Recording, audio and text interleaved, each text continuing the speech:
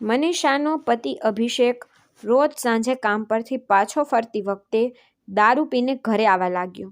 મનીષાને આ વાતનું ખૂબ જ ખરાબ લાગતું. દિવસે ને દિવસે અભિષેક તેને વધુ હેરાન કરવા લાગ્યો. ગાળો, ઝઘડા, આ બધું રોજિંદુ બની ગયું હતું. હવે મનીષાને સમજાતું નહોતું કે શું કરવું. તેની આસપાસના માણસો પણ તેને ગંદી નજરે જોવા લાગ્યા. એકદરે તેનું જીવન દુઃખ અને મુશ્કેલીઓથી ભરેલું હતું. પરંતુ વરસાદી રાત્રે કંઈક એવું બન્યું જેણે મનીષાના જીવનને વધુ ફસાવી દીધું. ખરેખર મનીષાનો પતિ અભિષેક તે રાત્રે કામ પરથી ઘરે પરત ફરી રહ્યો હતો. તે દારૂ પીને ગાડી ચલાવી રહ્યો હતો. તે રાત્રે જોરદાર તોફાન અને વરસાદમાં તેની કાર અચાનક એક ઝાડ સાથે અથડાઈ અને ત્યાં જ અટકી ગઈ. તેથી જ્યારે અભિષેક મોડી રાત સુધી ઘરે ન પહોંચ્યો ત્યારે મનીષા ગભરાઈ ગઈ અને તેને શોધવા નીકળી. શોધ કરતી વખતે જ્યારે તેણે જોયું કે તેની કાર રસ્તામાં એક ઝાડ સાથે અથડાઈ છે ત્યારે તે ગભરાઈને ત્યાં પહોંચી ગઈ. તે સમયે સતત વરસાદ પડી રહ્યો હતો. અભિષેક મદદ માટે કારમાંથી બહાર આવ્યો તેથી તે સંપૂર્ણપણે ભીંજાઈ ગયો. પછી મનીષા કાર તરફ દોડી ગઈ. પછી અભિષેકને સલામત અને સ્વસ્થ જોઈને તેને રાહત થઈ. પછી કોઈક રીતે બંને પાછા ગાડીની અંદર ગયા અને બેસી ગયા. ચારે બાજુ કાળું અંધારું હતું અને ભીના કપડાને કારણે બંને ઠંડીથી ધ્રુજી રહ્યા હતા. પછી તેમની હાલત એવી થઈ ગઈ હતી કે એવું લાગતું હતું કે કદાચ બંને બેહોશ થઈ જશે. પણ પછી અચાનક અભિષેક મનીષાની નજીક આવ્યો અને મનીષાને પોતાના હાથમાં લીધી અને પછી તો મિત્રો, આ પછી મનીષાના જીવનમાં કંઈક એવું બન્યું જે એકદમ અવિશ્વસનીય હતું. તો ચોક્કસ વાર્તા પૂરી સાંભળો અને લાઈક પણ આપો. તો ચાલો શરૂ કરીએ. તે સાંજે મનીષાએ રસોઈ બનાવી હતી અને ભોજન બનાવ્યું. હવે તે અભિષેકના આવવાની રાહ જોઈ રહી હતી. પછી રાતના 8 વાગ્યા પણ અભિષેક હજુ ઘરે આવ્યો નહીં. બાય ધ વે છેલ્લા કેટલાક દિવસોથી આ ચાલી રહ્યું હતું. પહેલાં તે સાંજે 7 વાગ્યા સુધીમાં ઘરે આવતો પણ હવે તે ક્યારેય સમયસર પાછો જ ફર્યો નહીં. હકીકતમાં ઘણા દિવસોથી અભિષેક દારૂ પીને મોડી રાત્રે ઘરે આવવા લાગ્યો હતો. તેના આ વર્તનથી મનીષા ખૂબ ગુસ્સે થઈ ગઈ. તેણે અભિષેકને ગમે તેટલો સમજાવવાનો કે ઠપકો આપવાનો પ્રયાસ કર્યો પણ અભિષેકને કોઈ ફરક પડ્યો નહીં. તે રાત્રે જ્યારે તેઓ રાહ જોઈ રહ્યા હતા ત્યારે 9 વાગ્યા હતા.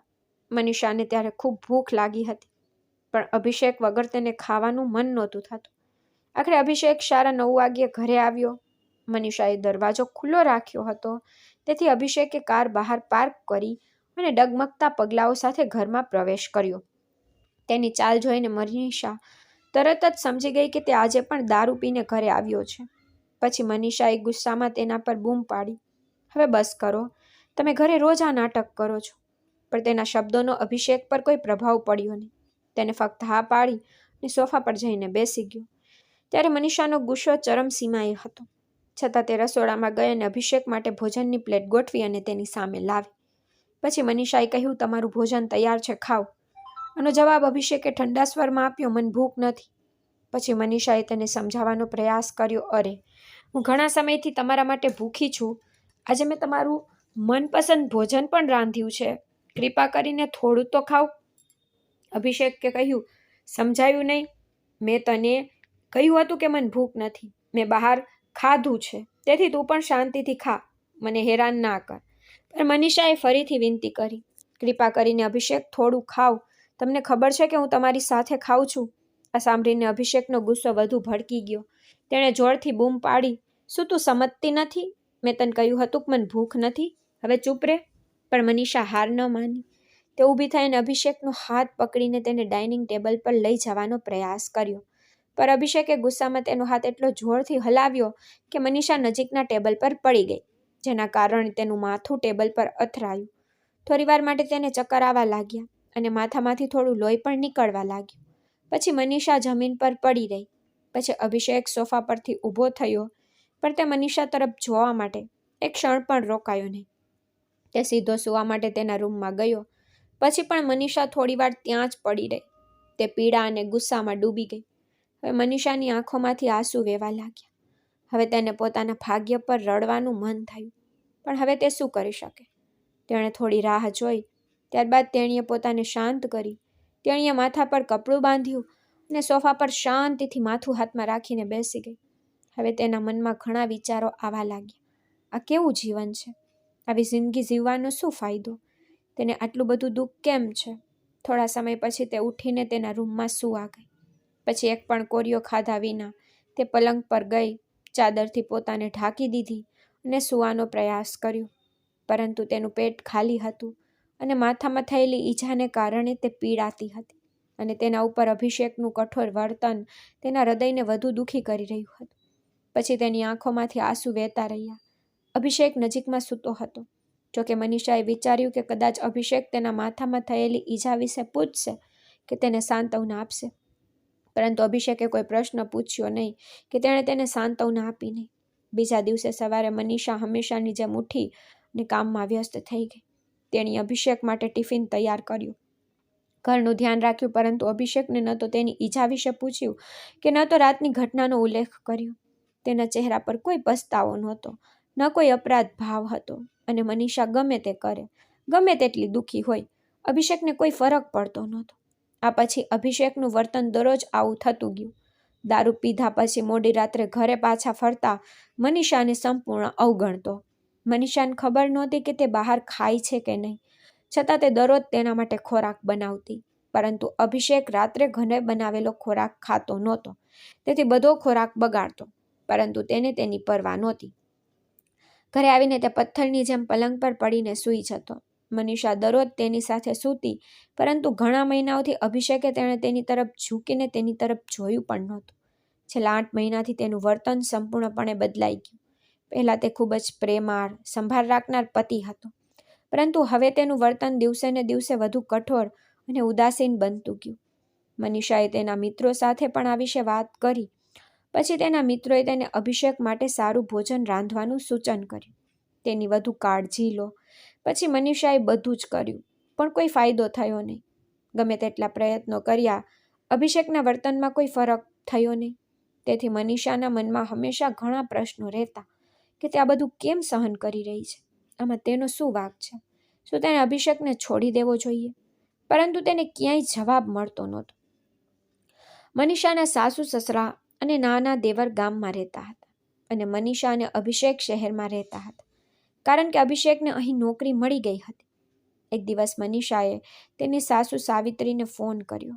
પછી તેણે અભિષેકના બદલાયેલા વર્તન અને તેની સમસ્યાઓ વિશે બધું કહ્યું. આ સાંભળીને સાવિત્રી ખૂબ જ ચિંતિત થઈ ગઈ. તેણે નક્કી કર્યું કે તે થોડા મહિનાઓ માટે મનીષા અને અભિષેક પાસે શહેરમાં રહેશે, જેથી તે અભિષેક પર નજર રાખી શકે અને તેને સમજાવી શકે. પછી મનીષાની સાસુ સાવિત્રીએ કહ્યું, વહુ, હું તેની માં છું અને તેને સાચા માર્ગ પર લાવવાની મારી ફરજ છે. પછી મનીષાને તેની સાસુની વાત ખૂબ ગમી. 3 દિવસ પછી સાવિત્રી તેમને મળવા શહેરમાં આવી, કારણ કે તે અભિષેકના વર્તનમાં ફેરફાર કરવા માટે કંઈક કરવા માંગતી હતી. સાવિત્રીજી આવ્યા પછી અભિષેક પહેલા 4-5 દિવસ ઠીક હતો. તે સમયસર ઘરે આવવા લાગ્યો. તેણે મનીષા સાથે પ્રેમથી વાત પણ શરૂ કરી. પછી મનીષા તેના વર્તનથી ખૂબ જ ખુશ થઈ. પછી તેને લાગ્યું કે તેની સાસુ સાવિત્રીના પ્રયત્નો ફળ આપી રહ્યા છે. એક દિવસ સાવિત્રીએ કહ્યું, વહુ, હું ગામડાના એક તાંત્રિકના મંત્રો સાથે એક દોરો લાવી છું. તું તેને દરરોજ રાત્રે અભિષેકના ઓશિકા નીચે રાખ. તેનાથી તેનું વર્તન વધુ સુધરશે. આના પર મનીષા સાવિત્રીની વાત સાથે સંમત થઈ ગઈ અને તે દોરો દરરોજ રાત્રે અભિષેકના ઓશિકા નીચે રાખવા લાગી. પરંતુ આશ્ચર્યજનક વાત એ છે કે તે દિવસથી અભિષેકનું વર્તન બદલાઈ ગયું. તે ઓફિસથી સમયસર ઘરે આવવા લાગ્યો, તેને દારૂ પીવાનું ઓછું કરી દીધું અને મનીષા સાથે સારું વર્તન કરવા લાગ્યો. તેથી મનીષાને લાગવા લાગ્યું કે તેનું જીવન ફરી ખુશ થઈ રહ્યું છે. પરંતુ આ પરિવર્તન ફક્ત 10 દિવસ સુધી જ ટક્યું. 10 દિવસ પછી અભિષેક ફરીથી તેના જૂના વર્તનમાં પાછો ફરી ગયો. તે મોડી રાત્રે ઘરે આવવા લાગ્યો, ફરીથી દારૂ પીને ઘરે આવવા લાગ્યો. એક રાત્રે તે ઓફિસથી ઘરે ખૂબ મોડી રાતે પાછો ફર્યો. મનીષા અને સાવિત્રી રાત્રિ ભોજન માટે તેની રાહ જોઈ રહ્યા હતા. સાવિત્રી પોતાની જાતને કાબૂમાં રાખી શકી નહીં. તેણે કહ્યું, અભિષેક, તું રોજ 6 વાગ્યે ઘરે આવતો, પણ છેલ્લા 2 દિવસમાં શું થયું? તું આટલો મોડો કેમ આવે છે? તે પણ દારૂ પીધા પછી. અભિષેક, તારું આ પ્રકારનું વર્તન ઘરે સહન નહીં થાય. હું તારી માં છું, તારે આ યાદ રાખવું જોઈએ. સાવિત્રીની વાત સાંભળીને અભિષેક કદાચ દારૂના નશાને કારણે ગુસ્સે થઈ ગયો અને તેણે જોરથી બૂમ પાડી, માં. હું હવે બાળક નથી. હું કેવી રીતે જીવીશ? હું શું કરું? હું આ બધું જાણું છું. તો મને તમારી નકામી સલાહ ના આપ. તું અહીં થોડા દિવસો માટે આવી છે ને, તો ચૂપ રહે, ખા પી, ખુશીથી ફર. જો તને બીજું કંઈ જોઈતું હોય તો મને કહે, પણ મને હેરાન ન કર. હું મારી રીતે મારું જીવન જીવીશ. સાવિત્રીયાનો જવાબ આપ્યો, અભિષેક, મેં તને જન્મ આપ્યો છે. મને તારી સાથે વાત કરવાનો અધિકાર છે. સમજાયું? અભિષેકે ત્યારે બૂમ પાડી, માં, હું તમારો આદર કરું છું તો કંઈ ના કહો. બાય ધ વે, તમે મને જન્મ આપીને કોઈ મોટો ઉપકાર નથી કર્યો. તમે તમારી યુવાનીમાં ફક્ત આનંદ માણ્યો. હું તેનું પરિણામ છું. આ સાંભળીને સાવિત્રીની આંખોમાં આંસુ આવી ગયા. તેણીએ ક્યારેય વિચાર્યું નહોતું કે તેનો પોતાનો દીકરો તેની વહુ સામે તેનું અપમાન કરશે.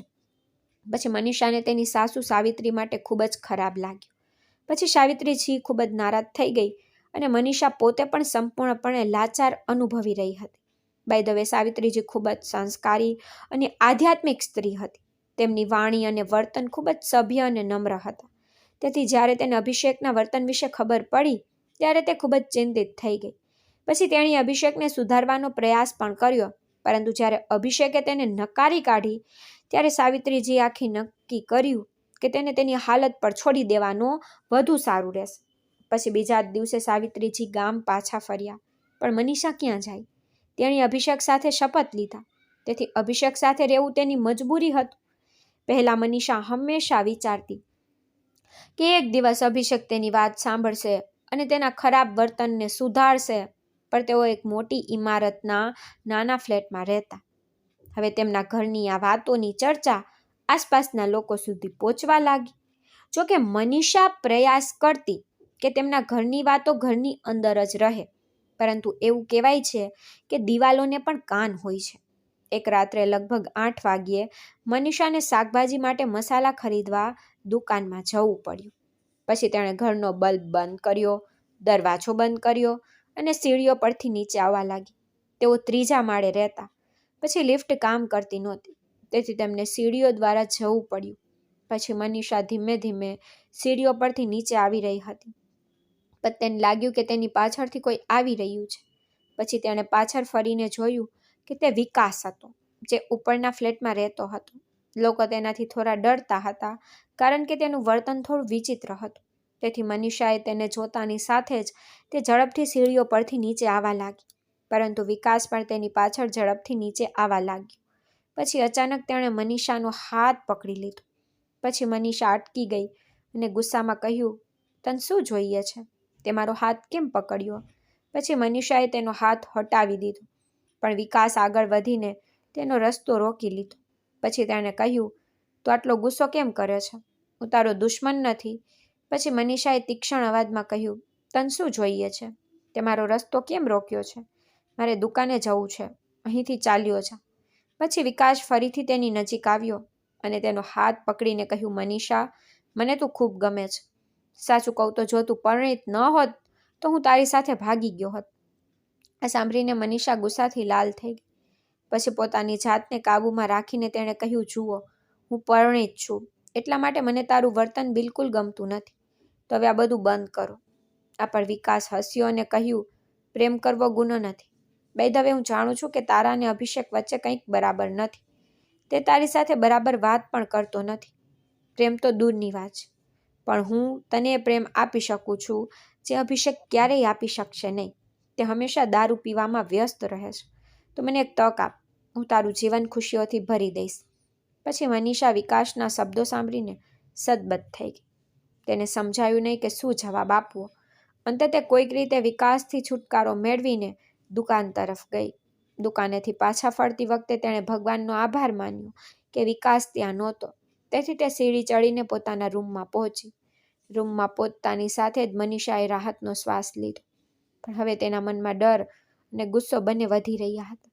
રાત્રે અભિષેક ઘરે પાછો ફર્યો ત્યારે મનીષાને બધું કહેવાનું મન થયું, પણ તેના ચહેરાને જોઈને એવું લાગ્યું કે તે સાંભળવાની સ્થિતિમાં નથી.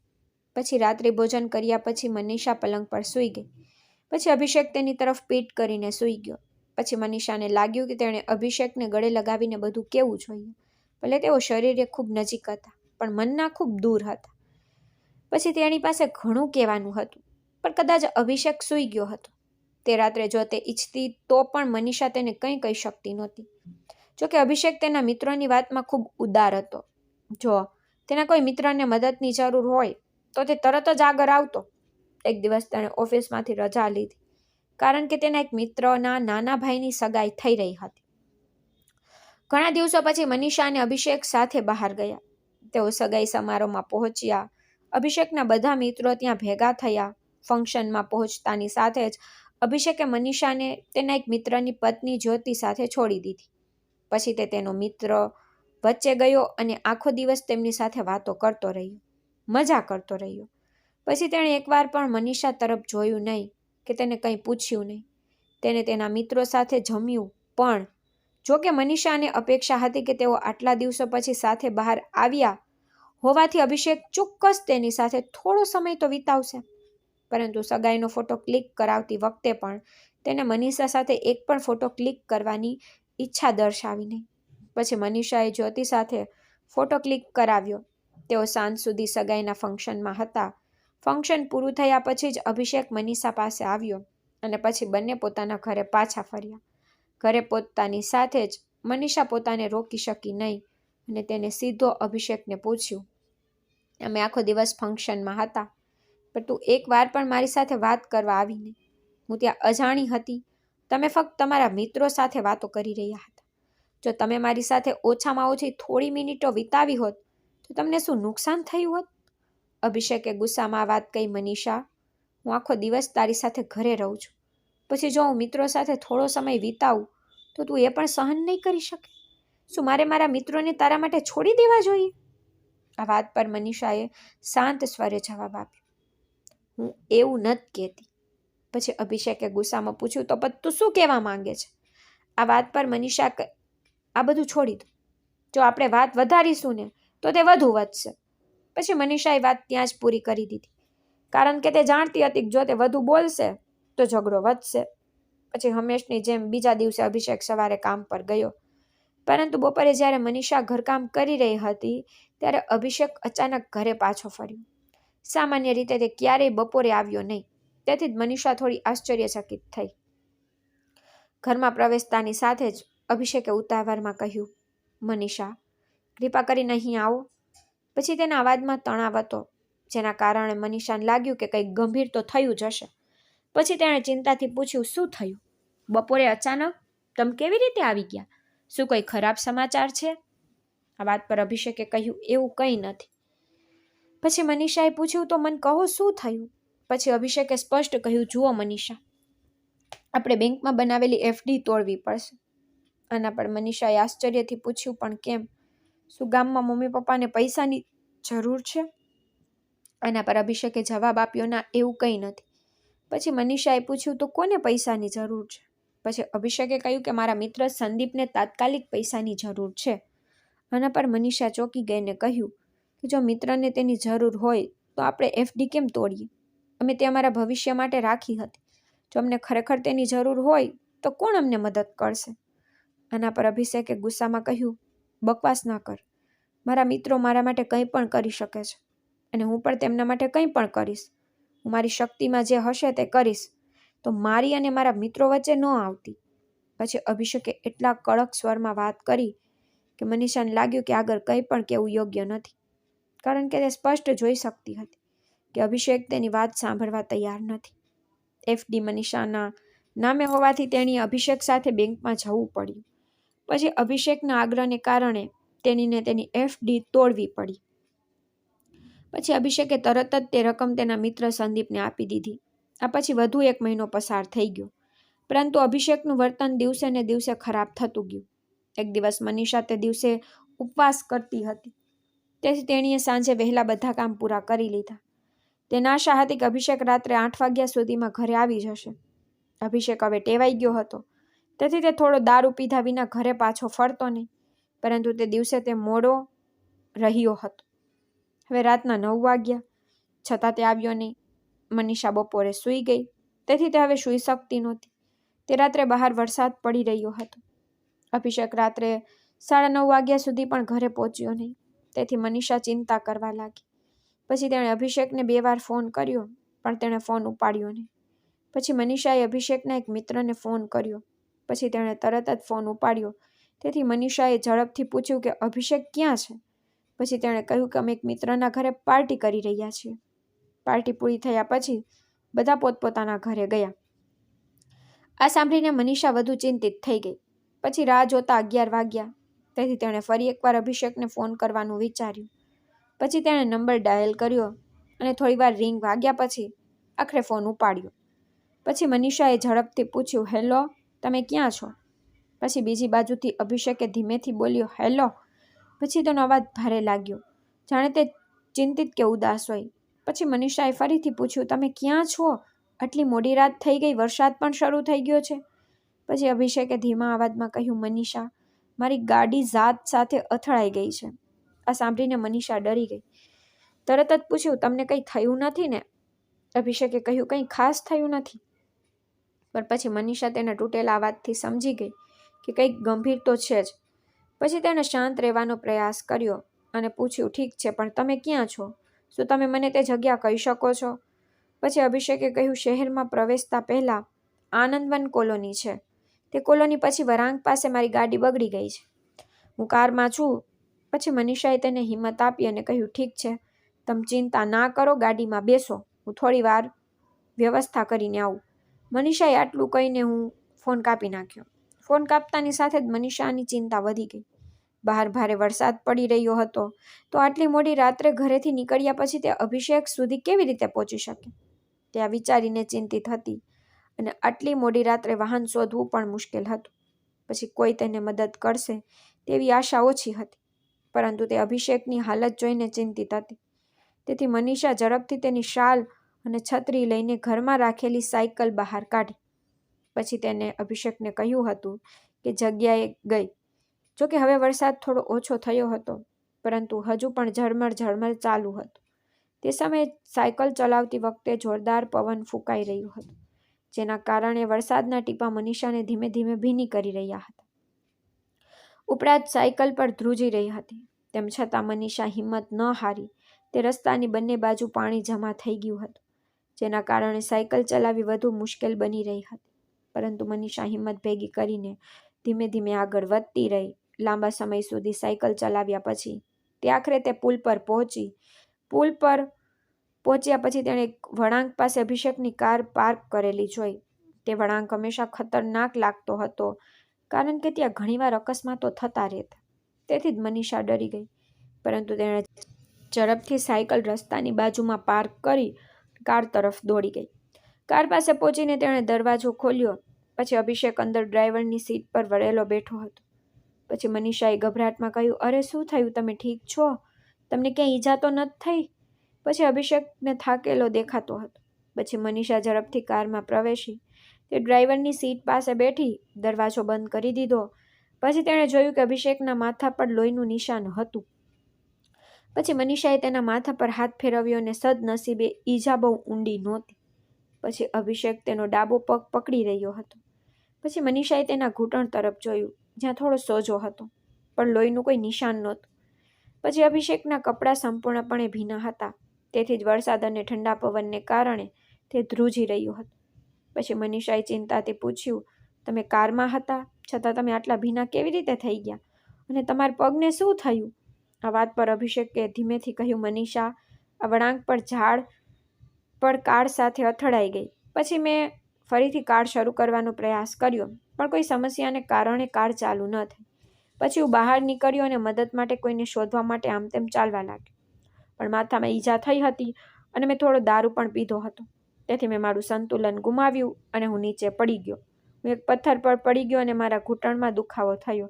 પછી હું ગાડી પાસે પાછો ગયો, કારણ કે બહાર જોરદાર પવન અને વરસાદ હતો. પછી હું આવીને ગાડીની અંદર બેઠો. આ સાંભળીને મનીષાની આંખો આંસુઓથી ભરાઈ ગઈ. તેણે અભિષેકનો હાથ પકડીને કહ્યું, હવે તમે ચિંતા ના કરો, હું આવી ગઈ છું, બધું સારું થઈ જશે. પણ અભિષેક હજુ પણ જોરથી શ્વાસ લઈ રહ્યો હતો. આ જોઈને મનીષાએ પૂછ્યું, તમને બીજે ક્યાંય દુખાવો નથી થયો ને? અભિષેકે કહ્યું, ના, તારે વધારે ચિંતા કરવાની જરૂર નથી. મને બસ થોડો દુખાવો થાય છે, હું ઠીક છું.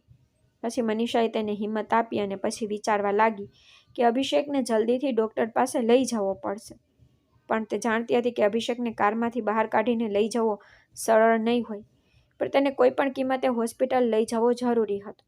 પછી મનીષા પણ અત્યાર સુધી સાયકલ ચલાવવાને કારણે ખૂબ થાકી ગઈ હતી. વરસાદને કારણે તેના કપડાં પણ સંપૂર્ણપણે ભીના થઈ ગયા હતા.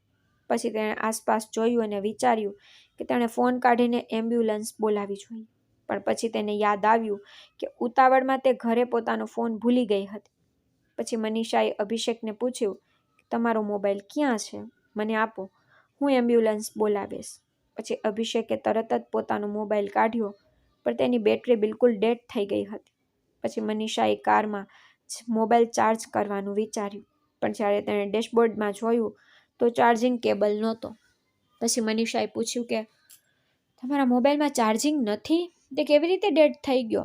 તો અભિષેકે કહ્યું કે ગમે તેમ મોબાઈલ પહેલાં કરતાં ઓછો ચાર્જ હતો. પછી મેં મારા મિત્રોને ઘણા ફોન કર્યા, તેમની સાથે વાત કરતી વખતે બેટરી ડેડ થઈ ગઈ. બાય ધ વે, મેં તમને મદદ માટે ફોન કર્યો, પણ મનીષા જુઓ, મારો એક પણ મિત્ર હજુ સુધી અહીં આવ્યો નથી. પછી તેના ચહેરા પર ઉદાસી અને ગુસ્સો સ્પષ્ટ દેખાઈ રહ્યો હતો. પણ મનીષાએ તેને સમજાવવાનો પ્રયાસ કર્યો, અરે છોડી દો, આટલો વરસાદ પડી રહ્યો છે, કદાચ એટલા માટે જ તેઓ આવી શક્યા નહીં. આ પર અભિષેકે કહ્યું, હા, પણ તું તો આટલે ભારે વરસાદમાં આવી, તો પછી મિત્રને આવવામાં શું વાંધો હતો? પછી મનીષાએ તેને સાંત્વના આપી અને કહ્યું કે છોડી દો, તેમની કોઈ મજબૂરી હશે. હવે હું અહીં છું ને, બિનજરૂરી ચિંતા ના કરો. પછી અભિષેકના કપડાં સંપૂર્ણપણે ભીના હતા અને તે ઠંડીથી ધ્રુજી રહ્યો હતો. પછી મનીષાને પણ ખૂબ ઠંડી લાગી રહી હતી. પછી તેણે અભિષેકની ઘડિયાળ તરફ જોયું તો રાતના 12 વાગ્યા હતા અને બહાર વરસાદ વધુ તીવ્ર બન્યો હતો. વીજળી પણ ગર્જના કરી રહી હતી. ઓગસ્ટનો મહિનો હતો, વરસાદની ઋતુ પણ હતી. પછી મનીષાએ અભિષેકને કહ્યું કે હવે આપણે શું કરવું જોઈએ, ચાલો સાયકલ દ્વારા ઘરે જઈએ. આ પર અભિષેકે કહ્યું, મનીષા, ગાડી ચાલુ નથી થઈ રહી, બહાર આટલો ભારે વરસાદ પડી રહ્યો છે, તેથી આપણે બંને માટે સાયકલ દ્વારા ઘરે જવું તો અશક્ય છે. આટલું કહીને અભિષેકે પોતાનો ઠંડો હાથ મનીષાના હાથ પર મૂક્યો. પણ ચારે બાજુ ગાઢ અંધકાર હતો. કારની અંદર પણ ફક્ત કાળાશ હતી.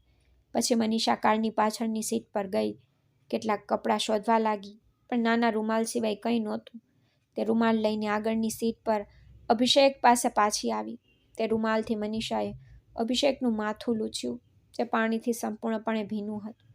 પછી તેણે પોતાનું માથું પણ લૂછ્યું. હવે બંનેને ખૂબ ઠંડી લાગી રહી હતી. પછી કારની છત પરથી પાણીનો જોરદાર અવાજ આવવા લાગ્યો. પછી મનીષાએ ગભરાટમાં કહ્યું, હે ભગવાન, આ શું અવાજ છે? આના પર અભિષેકે કહ્યું, આ વરસાદ નથી, એનો અર્થ એ છે કે હવે કરા પડવા લાગ્યા છે. પછી કારની છત પર મોટા કરા પડી રહ્યા હતા, જે એક વિચિત્ર અવાજ કરી રહ્યા હતા. એવું લાગતું હતું કે કારની છત ગમે ત્યારે તૂટી જશે. પછી મનીષા આગળની સીટ પર ઊભી થઈ અને પાછળની સીટ પર ગઈ. પછી તેણે અભિષેકને કહ્યું, તમે પણ પાછળ આવી જાઓ, અહીં થોડું સારું રહેશે, આગળ બેસવું મુશ્કેલ છે. આના પર અભિષેકે કહ્યું, ઠીક છે. પછી તે આગળની સીટ પરથી ઉઠ્યો અને પાછળ જવા લાગ્યો, પણ તેના પગમાં ઈજાને કારણે તેને દુખાવો થઈ રહ્યો હતો. તેના માટે થોડું ચાલવું પણ મુશ્કેલ હતું.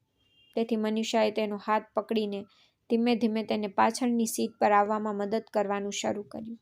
પછી થોડી કોશિશ પછી અભિષેક આવીને મનીષાની બાજુમાં બેઠો. તેમની કાર રસ્તાની બાજુમાં પાર્ક કરેલી હતી. ચારે બાજુ જોરદાર પવન, કળા અને ગાઢ અંધકાર હતો. પછી મનીષાએ વિચાર્યું કે કદાચ કોઈ કાર ત્યાંથી પસાર થશે, તેમને મદદ મળશે. પછી તે કારમાં બેઠી હતી અને આશા સાથે રસ્તા તરફ જોઈ રહી હતી. પણ રાત્રિના 12 વાગ્યા હતા, તેથી ત્યાંથી એક પણ કાર પસાર થઈ નહીં. હવે આવી સમસ્યાએ તે સમયે કોણ આવશે? બંને પાછળની સીટ પર બેઠા હતા. પછી મનીષાએ અભિષેકના હાથ પર હાથ મૂક્યો. ત્યાં સુધીમાં બંનેના શરીર સંપૂર્ણપણે ઠંડા થઈ ગયા હતા. ઠંડી એટલી બધી હતી કે મનીષાના હોઠ તો ભારે થઈ ગયા હતા. તેના હાથ અને પગ થીજી ગયા હતા. અભિષેક પણ એ જ હાલતમાં હતો. ઠંડા હવામાનને કારણે તેઓ બરફ જેવા થઈ ગયા હતા. જ્યાં પણ તે સ્પર્શ કરે ત્યાં તેમને ફક્ત ઠંડી જ લાગતી. તેથી જ હવે અભિષેક કે મનીષા બેમાંથી કોઈમાં બોલવાની તાકાત નહોતી. હવે બંને ખૂબ જ અસ્વસ્થ અને નિરાશ હતા. દર્દ એટલો બધો હતો કે પૂછવું પણ નહીં. પછી બંને એકબીજાની ખૂબ નજીક બેઠા. પછી અભિષેકે ધીમે ધીમે મનીષાના ખંભા પર હાથ મૂક્યો અને તેને પોતાની તરફ ખેંચી.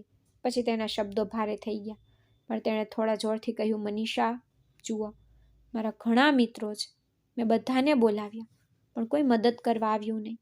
પણ તું આટલા ભારે વરસાદમાં સાયકલ ચલાવીને અહીં આવી છું. આ સાંભળીને મનીષા ઠંડીથી ધ્રુજતી બોલી, છોડી દો ને, તમારા મિત્રો પાસે સમય નથી. તમે કેમ ચિંતિત છો? હું આવી ગઈ છું ને. જોકે મનીષા જાણતી હતી કે અભિષેક ખૂબ જ ખરાબ અનુભવી રહ્યો હતો, કારણ કે તે હંમેશા તેને મિત્રોને મદદ કરવા તૈયાર રહેતો. પણ આજે જરૂરિયાતના સમયે તેના કોઈ મિત્ર તેને મદદ કરવા આવ્યા નહીં. હવે રાત્રિનો 1 વાગ્યો હતો. ઠંડી એટલી વધી ગઈ કે કંઈ દેખાતું નહોતું. બોલવું પણ મુશ્કેલ બની રહ્યું હતું. પછી અભિષેકે મનીષાને નજીક ખેંચી અને ધીમેથી કહ્યું, મનીષા, હવે આપણે આખી રાત અહીં જ વિતાવવી પડશે. એવું લાગે છે કે કોઈ આપણને મદદ કરવા આવશે નહીં. ત્યારે મનીષાએ પોતાની હથેળી લીધી અને તેને અભિષેકના હાથ પર ઘસવા લાગી. પછી થોડીવાર આવું કર્યા પછી તેમના હાથ પણ ગરમ થવા લાગ્યા. પછી અભિષેકે આગળ કહ્યું, મનીષા, મને તારી હાલત ખૂબ જ મુશ્કેલ લાગી રહી છે. આટલા દૂરથી સાયકલ ચલાવીને તું મારા માટે આવી છું, તે જોઈને હું ખૂબ જ ભાવુક છું. શબ્દોમાં કહી શકતો નથી. આ માટે હું તારો આભાર કેવી રીતે માનું, મને સમજાતું નથી. આનો જવાબ મનીષાએ શાંત સ્વરે આપ્યો, આમાં આભાર માનવાનું શું છે? અમે 7 ફેરા લીધા છે. અમે એકબીજાને સહારો આપવાનું વચન આપ્યું છે. તેથી તમને મદદ કરવી એ મારી ફરજ છે. પછી તેણે અભિષેકની આંખોમાં જોયું તો તેની આંખોમાં આંસુ ચમકી રહ્યા હતા. મનીષાએ અભિષેકના ગાલ પર વહેતા આંસુ લૂછ્યા અને કહ્યું, તમારી આંખોમાં આંસુ ન લાવો, મને આ બિલકુલ ગમતું નથી. આ પર અભિષેકે મનીષાની આંખોમાં જોયું અને ધીમેથી કહ્યું, મનીષા, તું ખૂબ સારી છે.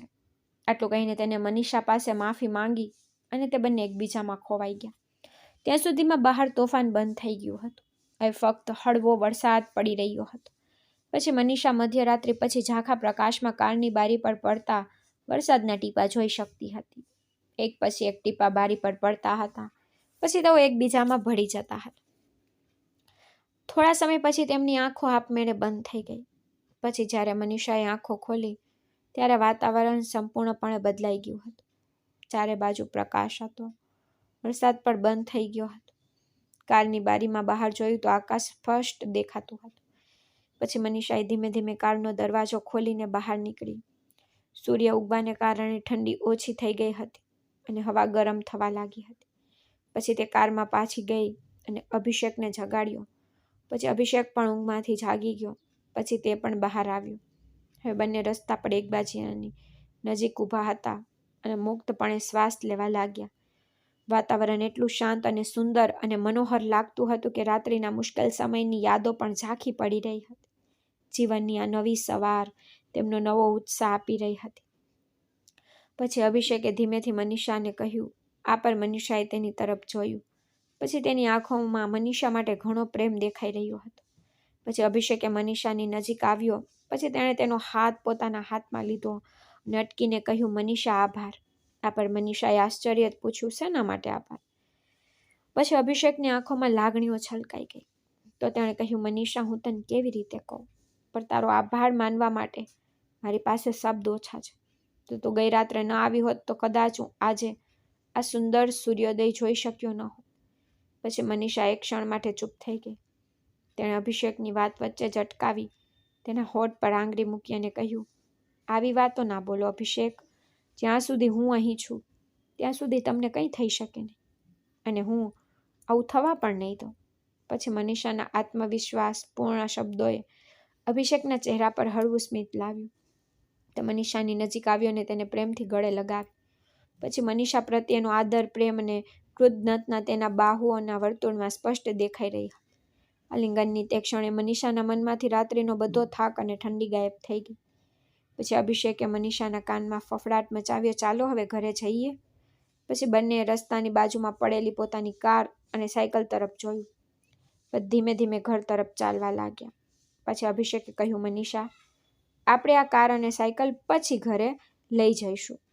આનો જવાબ આપતા મનીષાએ કહ્યું, હા ઠીક છે, ચાલો પહેલા ઘરે જઈએ.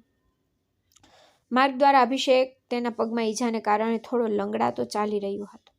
તેથી જ મનીષાએ તેનો હાથ મજબૂતીથી પકડીને તેને સહારો આપતા ઘર તરફ આગળ વધવા લાગી. પછી રસ્તામાં ચારે બાજુ શાંતિ છવાઈ ગઈ. રાત્રિના ભયંકર તોફાન અને કળા પછી બધું સામાન્ય થઈ ગયું હતું. પક્ષીઓનો મીઠો કિલકિલાટ, સૂર્યના નરમ કિરણો અને તાજી હવાએ વાતાવરણને જીવંત બનાવી દીધું હતું. ચાલતી વખતે મનીષા વિચારવા લાગી કે રાત્રિનો તે સમય કેટલો મુશ્કેલ હતો. કાર તૂટી પડી, અંધારું, ઠંડી, તોફાન, કળા, વરસાદ બધું ખૂબ જ અસહ્ય હતું. પણ આ બધા વચ્ચે તેઓ એકબીજાનો સહારો લીધો. ફરી ઊભા થયા. એ ક્ષણોને યાદ કરીને મનીષાનો અભિષેક પ્રત્યેનો પ્રેમ વધુ વધ્યો. અભિષેક પણ શાંતિથી ચાલતો રહ્યો. તેની લાગણીઓ સમજી રહ્યો હતો. પણ ચાલતી વખતે અભિષેક અચાનક અટકી ગયો. પણ મનીષા તરફ જોઈને તેણે કહ્યું, મનીષા, હું તને સાચું કહું છું, તું ફક્ત મારી પત્ની જ નહીં પણ મારી શક્તિ પણ છે. ગઈકાલે રાત્રે તે જે હિંમત બતાવી હતી તે હું ક્યારેય ભૂલીશ નહીં. આટલું કહીને તેણે ફરીથી મનીષાનો હાથ પોતાના હાથમાં લીધો અને કહ્યું, મનીષા, તું મારી સાચી મિત્ર છે. બાકીના બધા તો ફક્ત નામના મિત્રો હતા. પછી મનીષા તેની વાત સાંભળીને થોડી હસી પડી. પણ મનીષાને પણ ખૂબ ગર્વ હતો.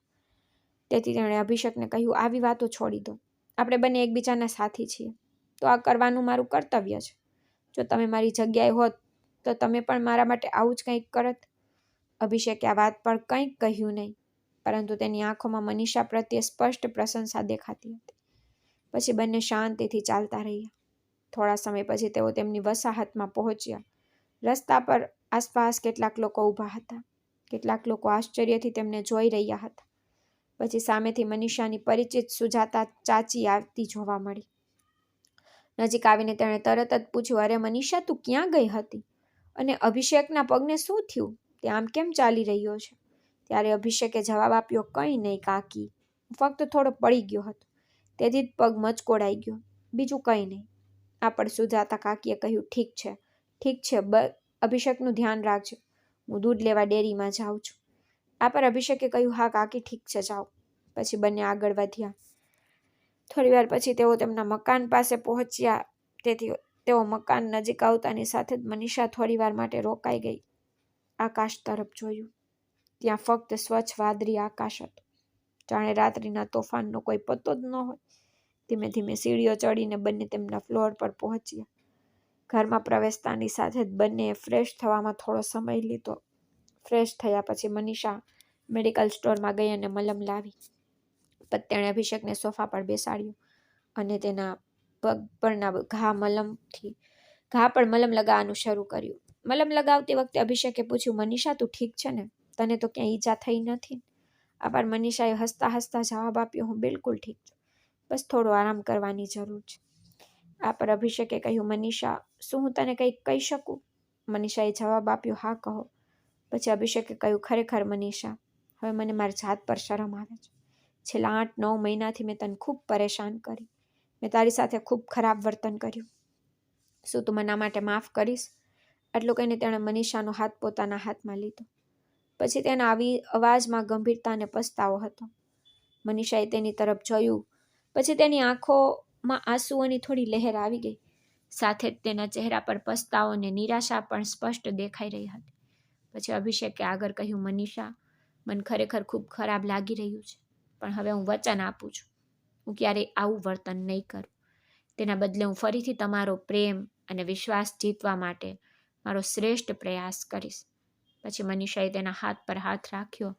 શાંત સ્વરે કહ્યું, હું સમજી ગઈ છું કે તમે શું કહી રહ્યા છો. મેં તમને માફ કરી દીધા છે કે નહીં એ કેવું વધુ મહત્વનું નથી. તમે તમારી ભૂલો સમજી ગયા છો એ વધુ મહત્વનું છે. આ ઉપરાંત આપણો સંબંધ પ્રેમ, વિશ્વાસ અને આધાર પર આધારિત છે. એટલા માટે હવે આપણે એક નવી શરૂઆત કરીશું અને મને ખાતરી છે કે આપણે આપણા સંબંધોને વધુ મજબૂત બનાવીશું. પછી મનીષાના શબ્દોએ અભિષેકના ચહેરા પર હળવું સ્મિત લાવી દીધું. પછી તેણે કહ્યું, મનીષા, તારું હૃદય ખૂબ મોટું છે. મને તારા જેવી પત્ની મળી. આ માટે હું મારી જાતને ખૂબ ભાગ્યશાળી માનું છું. આ પર મનીષા હસીને બોલી, હવે શબ્દોથી નહીં, કામથી બતાવો કે તમે બદલાઈ ગયા છો. આ પર અભિષેકે તરત જ મનીષાના બંને હાથ મજબૂતીથી પકડી લીધા અને કહ્યું, મનીષા, હવે હું તને મારા કારણે એક ક્ષણ માટે પણ દુઃખી નહીં થવા દઉં, ક્યારેય નહીં. તો મિત્રો, જો તમને મનીષા અને અભિષેકની આ વાર્તા ગમી હોય તો આ વિડીયોને લાઈક કરવાનું, ચેનલને સબસ્ક્રાઈબ કરવાનું ભૂલશો નહીં. આપણે ફરી એક નવી વાર્તામાં મળીશું. ત્યાં સુધી બાય બાય.